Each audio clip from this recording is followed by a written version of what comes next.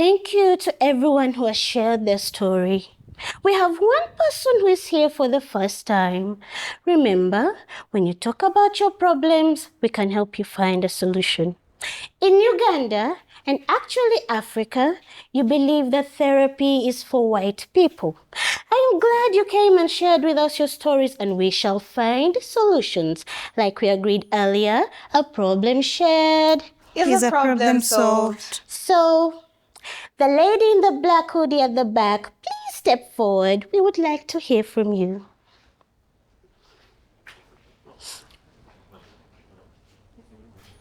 My name is Mugisha Chamate. I am 21 years old. When I was 5 years old, I had just joined kindergarten. Unlike the other kids in my class, I did not know many people. I had one girl whom I would talk to, and her name was Sheila. She used to sit behind me with another girl called Janet. Janet was a very beautiful and pretty girl who everyone wanted to be friends with. She was the only girl who had pierced ears in the whole class. Even when we were not allowed to wear pins at school, for her she would wear them. So one day, I did not have a sharpener. I asked Sheila to help me with her sharpener, and she told me that it was for Janet. And Janet had told her that she should only lend her sharpener to her friends. And of course, I was not her friend. She also told me that Janet told her not to give us her sharpener because we blow air into her sharpener and make it not work. So I moved out, put on my shoes, and went to the other class to borrow a sharpener.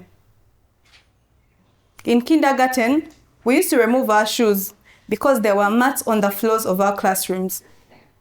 When I came back, I found Sheila standing on the doorway. She did not say anything to me. The girls in the class were looking at her. Then I bent down to untie my shoelaces. I placed my hand in between the door and the wall. She closed the door on my thumb. I felt pain run through my body back to my thumb. It was so painful. I felt like screaming, but my voice couldn't come out. My whole body was in pain, but it was also resisting at the same time. When she closed the door on me, all the girls who were in the class laughed. They kept laughing, and oh, I felt so small.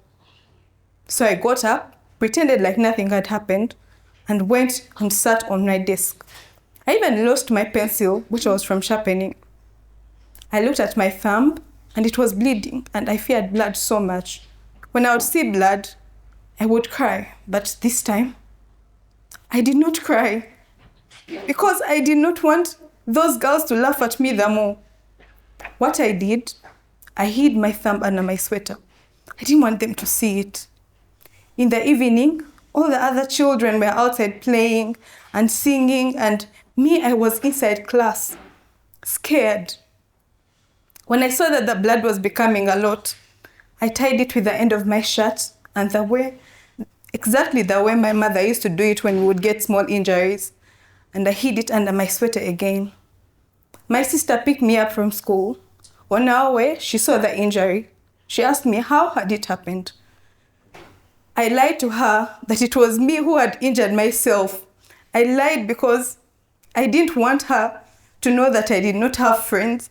I also lied because I didn't want the girls to get beaten, and then they would hate me the more. What hurt me most was not because I was feeling the pain, but because the person who had done that to me is the person I called my friend, and she did not even say sorry.